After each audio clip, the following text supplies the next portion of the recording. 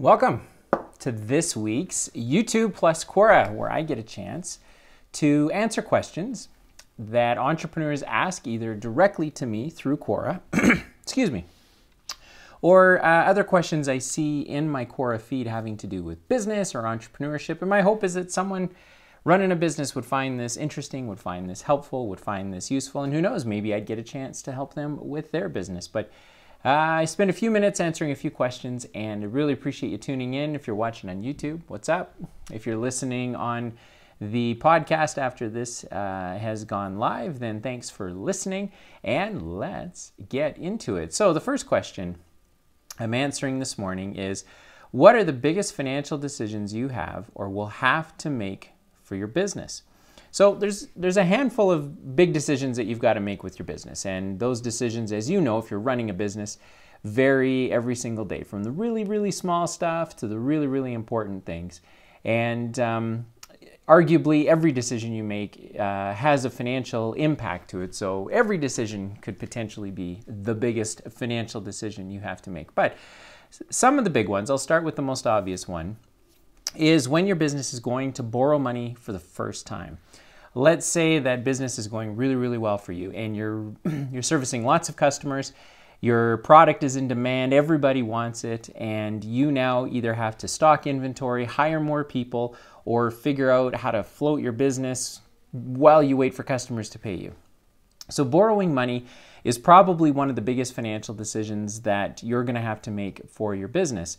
And it's a big decision not only because of the impact that it's going to have on your business, but it's a big decision because of the downside that could come from not managing this decision properly.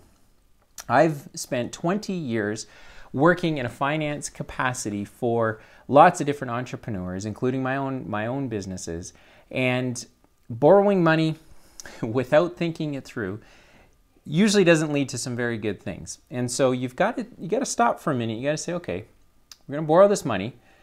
How are we going to be able to do more with it inside of our business? And I talk about this quite a bit, this whole idea that borrowing money is really taking the future into today. So the idea is that if you just let today play out, your business is going to produce a result.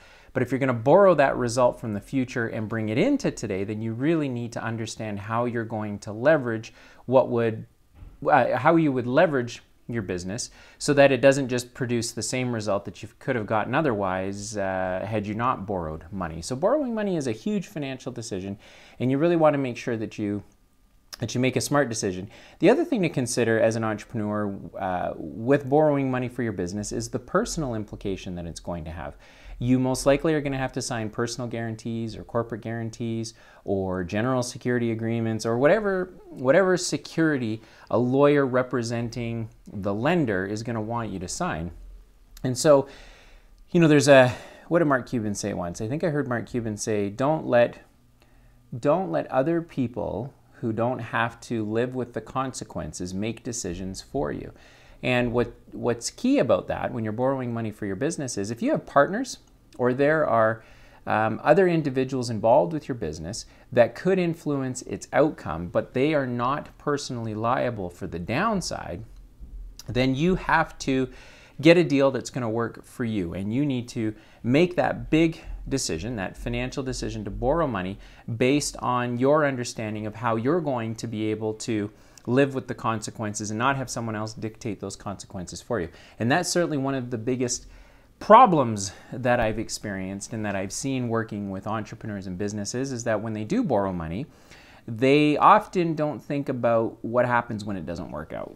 And someone else produced a result that didn't have to share in their downside, and so they genuinely have a problem in that now they're stuck holding the bag for a financial decision that they really couldn't control all the way through, or if they could control it, they chose not to and got someone else involved. Now that person's nowhere to be found. And these are pretty significant because if you misstep when you borrow money for your business, that could be the end of your business, period. If you've listened to my podcast and some of my other content, you know that I'm a big believer in entrepreneurs knowing their numbers, and that's not something unique to me. I think that you'd find lots of lots of business advisors and consultants, and even the celebrity investors on Shark Tank will tell you the same thing, that you need to know your numbers. But if you borrow money incorrectly, if you borrow more than you need, if you don't borrow enough, if you borrow it in a way that, say, the terms and the conditions, like the interest rate and when you have to repay it, they don't functionally work inside of your business, then it could end up being like the worst decision that you make. So when you borrow money, I think that's certainly one of the largest financial decisions. And then probably next to that would be taking on a partner or taking on an investor. And the same comments apply. If you are borrowing money for your business, there's an aspect of due diligence, and you have to understand how you're going to use the money, how you're going to pay it back, who's responsible for the downside, who's involved in a decision-making position that could influence the outcome. Well, with an investor, it's kind of the same thinking. If we're going to give up a piece of equity in our business, or we're going to give up some profit in our business, then what is the individual bringing to the table that our business? I don't know that there's any hard and fast rules, as it were. But I do think that borrowing money and taking on an investor are some of the largest financial decisions that your business is ever going to make. So, having said that, let's move on to the next question. What do you wish you had more help on when it comes to running your business? This is a great question. I picked this one this morning because I think that maybe it's confirmation bias. I don't know. But certainly the idea of, I don't know my math, I don't know my numbers. I started this business because I knew how to do what it is our business does. I know our product really well, or our products really well. I know the service that we deliver really, really well, but I don't really know the math. I don't really understand what a profit model is. I don't understand the difference between gross margin and net margin.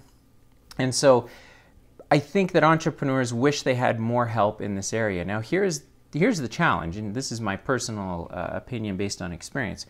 Really, really sharp finance people are not typically working in a small and medium-sized business. And the simple reason is that they have as much time as you and I have in their day to produce the best result for themselves that they can find. So what they're going to do is they're going to use their expertise and their knowledge, and they're going to employ it inside of a company or a business where they stand to benefit the most. So that means that small and medium-sized businesses, while they can, it's not impossible to find really good finance people, but it can be difficult. So small and medium-sized businesses are then left with bookkeepers, armchair CFOs, part-time controllers, all of these individuals that probably could help them, but don't really lean in very hard to help them. And so small businesses and medium-sized businesses are kind of left to fend for themselves and figure things out as they go, until that unique person comes along, or that help comes along, that really can help a business or help an entrepreneur understand its math and its numbers. So I've seen entrepreneurs tell me all the time, hey, Dylan, I think we make money. I think, this is kind of what our gross profit margin is. But at the end of the day, they don't really understand the implications of things like, does our business have enough money? Are we set up for the future? How much money should we have? How much money should we be making? Are we making the right investments into the existing resources that we have? Are we leveraging our equity properly? There's just a lot of stuff that, financially speaking, that goes along with running a business. Now, I can't speak to the product and the service side. I'm sure that there's a lot of entrepreneurs that wish they had more help on sales or marketing or maybe social media or something like that.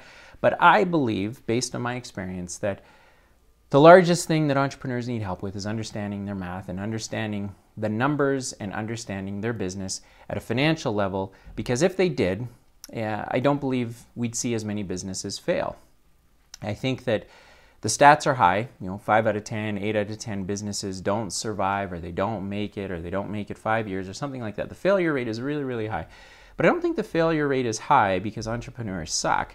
I think the failure rate is high because entrepreneurs are not able to get the help that they need to be successful. And worse than that, they don't even know the help that they need to be successful. So if there was a way to magically have a business or have an entrepreneur rather say, look, this is our product, this is our service, and then have a marketplace come around them of experts, sales, marketing, social media, finance, etc., human resource, that could come around them and support them, then I think we would see less businesses fail. But that's part of the game. That's part of why individuals get up and choose to operate their business every day against all odds, because they think they can make it. But certainly, I think that financial acumen is help that many business owners and entrepreneurs could need in order to understand where they are, where they're getting to, and whether or not it all makes any sense. All right, moving on. My last question that I'm going to answer today is one that I love talking about because I really think it's relevant to every single business today, whether you're a large publicly traded entity or you are a one-person business working out of your home. Here's the question, and then the answer is relevant for everybody. What are the best and most suitable business models for the present time? What are the best and most suitable business models for the present time? See, the reason I picked this question is because I think every business model is a good business model for the present time. When we talk about business models, what we're talking about is how does a business deliver its product or service to the marketplace? And I think that every business model is relevant today, and I think that because they're doing it. Businesses they get up every day, they serve customers or they serve clients, and they make a profit. But I picked this question because I think what makes a business model best, if you will, or suitable, or where the opportunity is in the present time, is actually on the experience side. Because it feels to me, on the customer experience side, that is, how does a customer feel when they interact with your business? And if you're prepared to invest in that experience, then your business is going to be more profitable. If you choose not to invest in that experience, then I think you're going to struggle to stay afloat, firstly, and much less stay ahead in terms of the market. So let me give you an example. Yesterday I went to two banks, and I had to certify 2 checks. And the first bank I went to, went up to the 17th floor, private client banking. Lady greeted me at the counter, asked me if I wanted a coffee, was really polite, directed me over to a comfortable seating area where there were chairs and TVs, and it was just a really great environment. It was a fantastic environment. In fact, I probably wouldn't have left there if I didn't have to, because it was so comfortable. It was wonderful. And I had to pay $25 to get this check certified. And so normally that kind of stuff really kind of annoys me, because I understand that's how banks make money, yada, yada, yada. But it just seems like a nickel and dime cost, and so silly. But because the experience and how I was treated was so amazing, I didn't even think twice about paying the fee for the certification. Contrast that against the very next bank I went to, and I'll keep the names anonymous at this point. Went to the counter. The person at the counter, so forget the whole private client. It was a big check. Private client services doesn't even exist at this bank. So I go to the counter, and the individual at the counter was not busy, but I mean, there's nobody in the branch, but really didn't have time for me. I mean, I was very much a disruption to whatever they had going on. And so they then told me, sorry, I'm going to need to see a couple pieces of ID, which I didn't have to do at the previous bank. In fact, I've never had to do that when I certify a check. And the manner in which he said it was kind of, obviously it was a big inconvenience to him. So I said, I'm not giving you my ID. Well, then that exploded, and next thing you know, there's 4 people involved, and the whole thing becomes a nightmare. I go to sit in their waiting area. TVs aren't even on. They don't even work. There's like a please wait message showing up on the screen. No coffee available anywhere. The people walking past me didn't even acknowledge my presence. And so all of a sudden, what was a $15 service charge really was kind of bothering me. And because the experience was so terrible, I decided, and I probably shouldn't have, but I was probably more difficult than I had to be. And what resulted was they ended up waiving the service charge, and that's partly why I was difficult, because I knew that they could do that, but they were choosing not to. So they waived the service fee, but the experience was so terrible that it just goes to show you that the first bank, great experience, $25 service charge, didn't even think about it because of the way they treated me as a customer. Go to the second bank, and I did everything I could to not pay a $15 service charge, $10 less than the previous bank, because the experience was so terrible. And I think that highlights where I believe the best business models are today. The best business models are business models where the customer experience is amazing and the customer doesn't even pay attention to the increased costs that they're paying to use the services or the products of your business. And the reason they don't pay attention is because they don't care.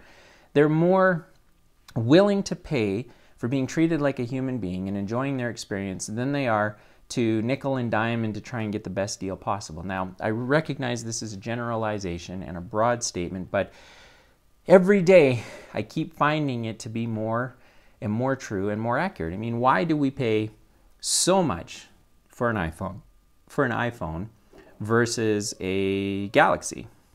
Why do individuals pay so much for a Ferrari instead of a Toyota Corolla? I mean, you'll get the example, but if you start watching for it, if you're an entrepreneur or business owner, just start looking at the news articles, start looking at the ads showing up in your feed, start looking at the businesses that are really doing well. And I think the connection that you're going to make is that they all provide an amazing customer experience.